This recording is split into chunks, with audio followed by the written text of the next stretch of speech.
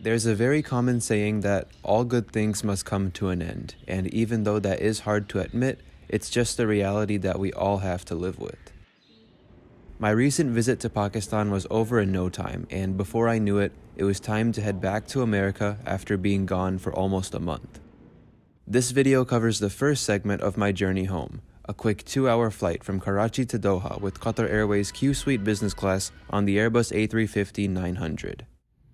I've heard many great things about the A350, so I'm very excited to finally experience it for the first time today.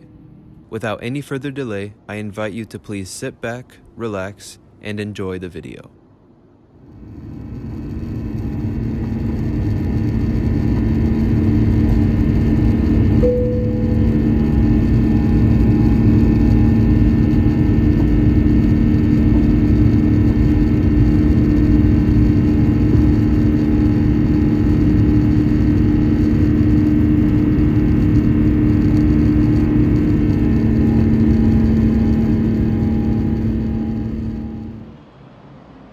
It goes without saying that international travel is very risky these days and should only be done if absolutely necessary. When my dad and I booked this trip, we were only supposed to be in Pakistan for 8 days. Obviously, that didn't happen for reasons which I will explain shortly. At the moment, all international US-bound passengers must receive a negative COVID PCR test at most 24 hours before your flight's scheduled departure time. There's a wide range of labs in Pakistan that offer pre-flight testing, but that doesn't mean you can just go to any lab and get your test done. In fact, only certain labs are approved by the airlines, and what makes this even more confusing is that not all airlines approve the same labs. For example, in Karachi, Dr. Isa Lab is approved by Etihad Airways, but not by Qatar Airways. Similarly, Chugtai Lab is approved by Qatar Airways, but not by Saudia. So before your flight, always be sure to check with your airline regarding which labs they approve of before you get tested. Chugtai Lab is one of the facilities approved by Qatar Airways, so that's where we got our testing done. Before going in for your COVID test, each passenger is required to fill out the passenger consent form with all necessary flight and personal information. Ever since I had arrived in Karachi on January 8th, the COVID positivity rate kept increasing day by day. At one point, the positivity rate was over 48%, and before you ask, yes, I tested positive the day before my flight. Thankfully, we were able to push our flights back 1 week later in hopes that I would recover by then. Sure enough, I recovered in about 3 days, but when we got tested again the next week, my dad tested positive. So once again, our flights were pushed back another week, and after getting tested 2 more times, both of us finally tested negative. What was supposed to be 8 days in Pakistan ended up being 21 days, and I guess that's a good thing because I didn't want to leave anyway. But as they say, all good things must come to an end, and soon enough it was time to go to the airport. We arrived at Jinnah International Airport 4 hours early as we expected long lines and lots of waiting. But thanks to flying business class, we got the exact opposite. Karachi Airport has a dedicated check-in area for all business class passengers, which is really awesome and not something I've ever seen before. The entire process of getting checked in, passing the first security checkpoint, and then immigration all took less than 10 minutes, which for me is record time in Karachi. After immigration is this huge souvenir shop filled with clothes, bags, magnets, handcrafted sculptures, model planes, fake Louis Vuitton wallets, basically everything. I'm pretty sure I got ripped off here, but besides that, it's a really great store. Now, unfortunately, photography and video recording are still very discouraged in Pakistani airports, so as such, I didn't film too much in public areas, and when I did, I made sure to be as discreet as possible. Karachi Airport has a decent number of lounges, with PIA and Emirates both having their own dedicated facilities. I guess the most commonly used business class lounge aside from those two is the CIP lounge. From what I could tell, anyone flying business class no matter the airline could access this lounge. This lounge is pretty basic but still has lots of amenities. As far as food goes, there's a coffee machine along with a buffet filled with hot food items, sandwiches, cakes, and snacks. There's a small freezer with little ice cream cups and a refrigerator filled with cold drinks.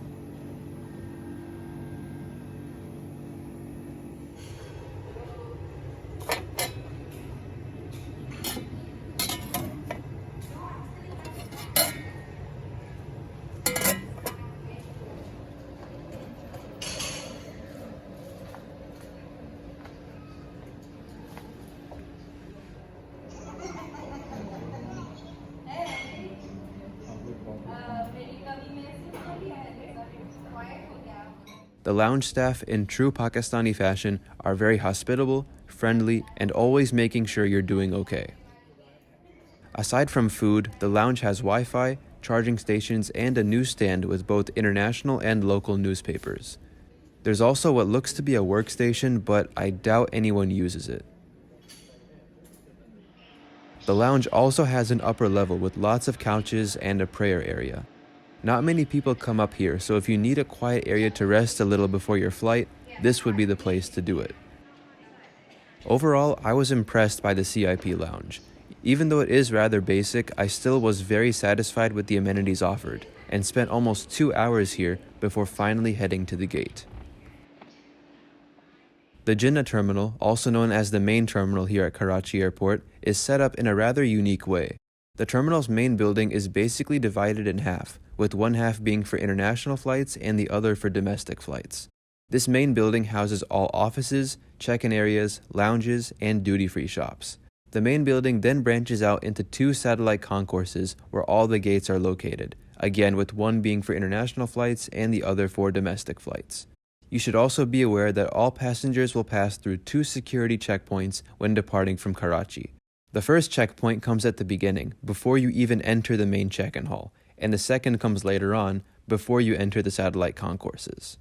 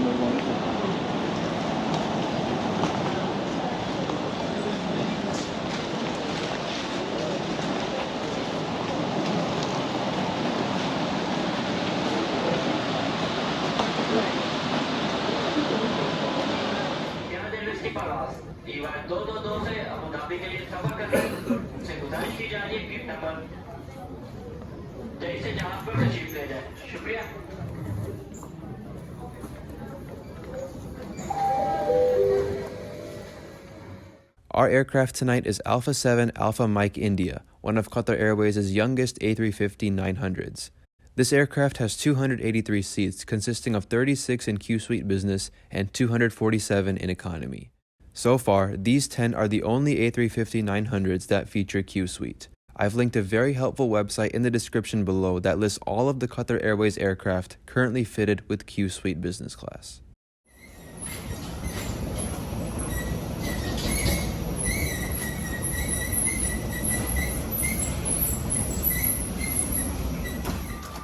Q-Suite Business Class is laid out in a 1-2-1 configuration, with rows 7 to 9 being in a smaller, more private section. My Q-Suite tonight is 7A, which is a rear-facing seat. In Q-Suite, all rear-facing seats are situated by the window, which makes them more private than the front-facing seats, which are closer to the aisle.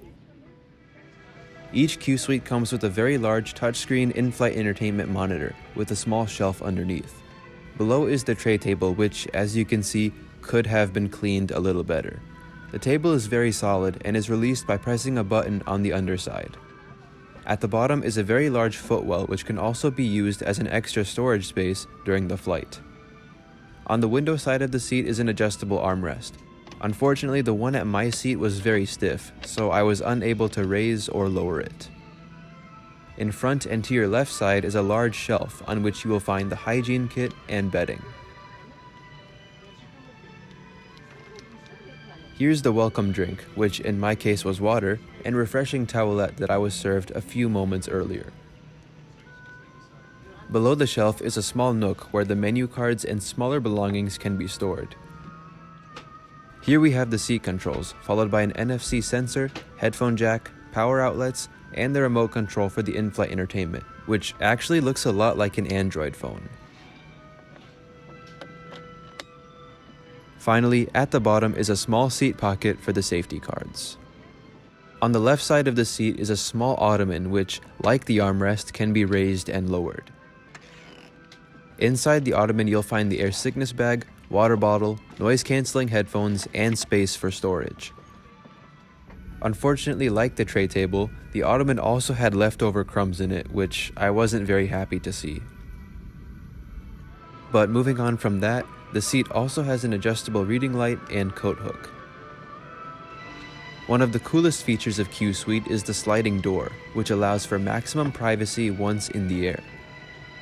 Finally, waiting on your seat is this large and beautifully decorated pillow. Above your seat, you'll find personal air vents, reading lights, and interestingly enough, a small display on which the seatbelt, no electronics, and no smoking signs are displayed. The windows on the A350 are very large and feature actual window shades, unlike its competitor, the Boeing 787. However, much like the 787, the windows are very thick, which unfortunately makes them very prone to glare during low light situations. So we're gonna be pushing back soon. Pakistan, it's been super fun, and I really hope I'll be back soon. Thanks. In the meantime, immerse yourself in our Oryx flight entertainment system. There are individual reading lights at your seat for when the cabin lights are dim. ما كنا له مقرنين وإنا إلى ربنا لمنقلبون. So, who we got in there? Catherine? Yeah? Lewandowski here yet? Hey, George. Ah, Lewandowski. Okay, listen up. So you all know why Take a moment to locate the emergency exits near your seat. Your seat! Emergency exits are clearly marked and located as shown. As shown. Step-up lighting will guide you to the emergency exit. Exit!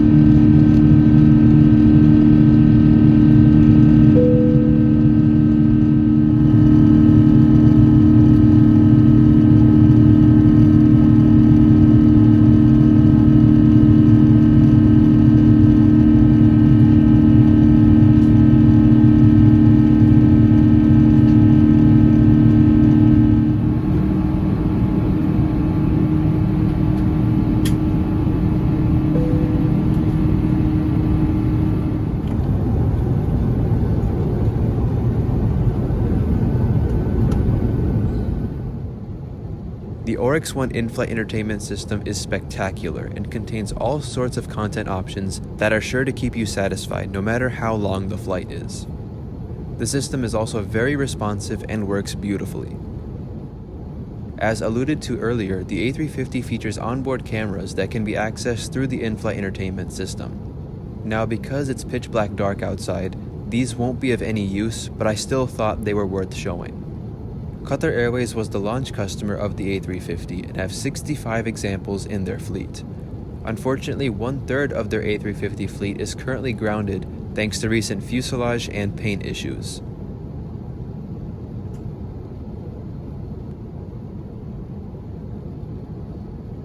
The A350 entertainment system also has a fantastic interactive map, which, when we're talking about Qatar Airways, can only be found on their A350, A380, and 787 entertainment systems.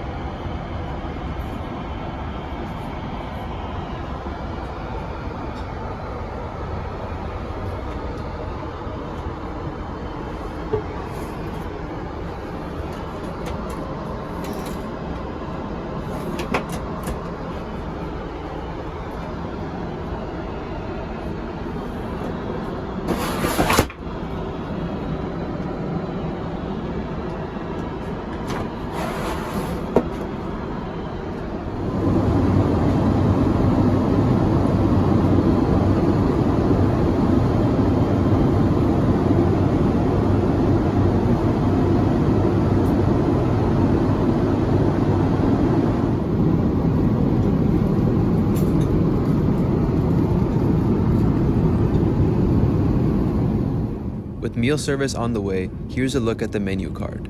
The menus are beautifully decorated and written in both English and Arabic, giving a full list of everything being offered on the flight. To my surprise, there were no appetizer or dessert choices on tonight's flight, and instead the only choices listed were for the main course.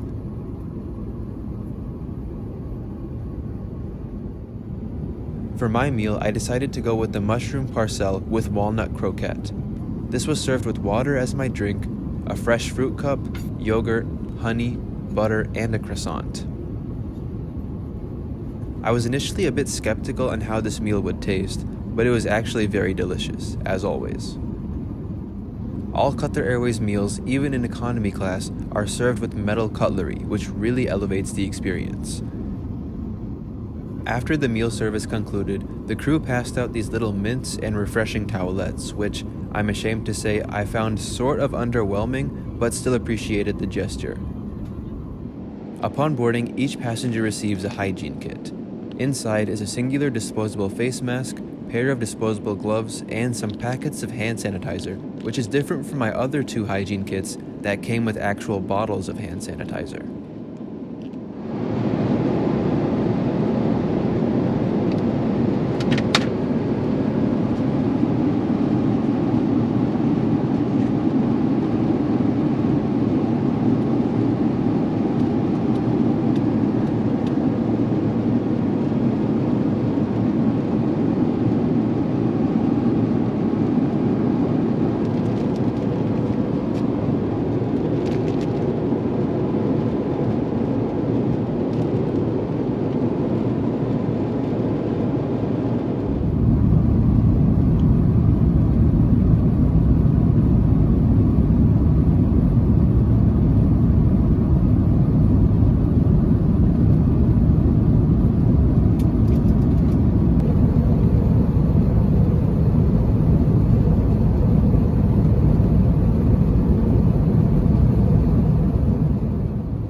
Something interesting I found while playing with the remote is that aside from controlling the in-flight entertainment, it also has the reading light controls and flight attendant call buttons.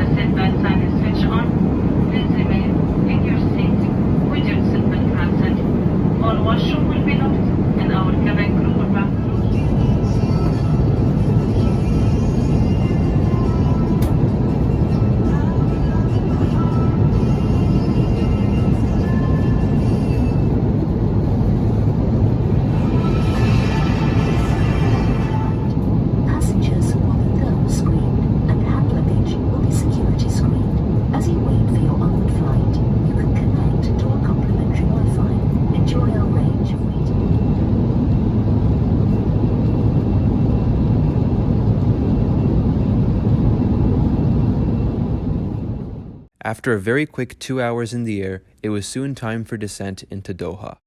We would approach Doha from the east before finally turning base and landing on runway 34 right.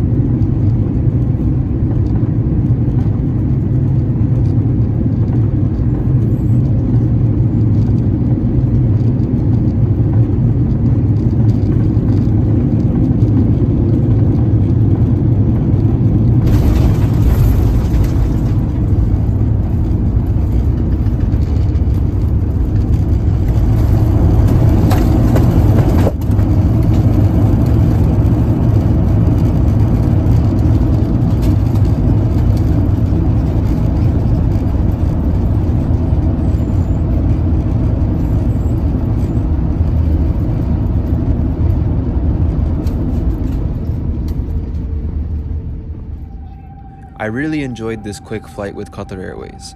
As always, the service and overall experience in Q-Suite business class were spectacular. This was my first time on the Airbus A350, and I was very impressed by how modern and passenger-friendly this aircraft is. However, there were 3 minor complaints I had regarding this flight. The first was that despite sitting in Karachi for almost 3 hours, the aircraft had not been thoroughly cleaned, as you saw with my seat. This most likely is not Qatar Airways' fault and instead might have something to do with the cleaning crew in Karachi. Secondly, this aircraft is relatively new, so it was a shame to see that certain parts of the seat wouldn't even work properly. Last but not least was the fact that my window was also very dirty. This is probably not a relevant complaint, but let me know in the comments below who you think is at fault there. But at the end of the day, it was overall another great flight with Qatar Airways, and I can't wait to fly them again. Ladies and gentlemen, in order to ensure your safety and exercise physical distancing, we will be disembarking the aircraft by row. We ask that you remain seated until the row ahead of you has vacated. We would like to remind you to wear your face mask while you're disembarking the aircraft until you reach your final destination. Thank you and enjoy the rest of your day.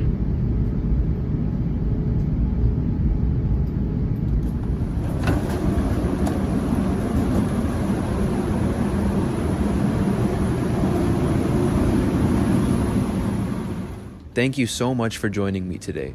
If you enjoyed this video, feel free to leave a like, and if you're new to my channel, please consider subscribing. I'll have a 3-hour connection here in Doha before catching my next flight home to Chicago with Qatar Airways' 777 in Q-Suite once again. That video will be coming soon, but until then, take care everyone, have a great day, and ma'as salama.